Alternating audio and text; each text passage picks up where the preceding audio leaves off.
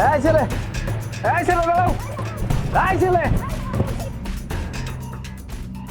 দাদা দাদা দাদা দাদা কিরে নাইম ভাই, তুই গেছিলি কই? দাদা তোমার লাগে দুধ নিয়ে আসি, দুধ খাও। দুধ? তা তুই টাকা পাইলি কই? দাদা ভাই, তুই চুরি করস নাই তো? দেখ ভাই, চুরি করা ভালো না, এই কাজ তুই জীবনেও করিস না।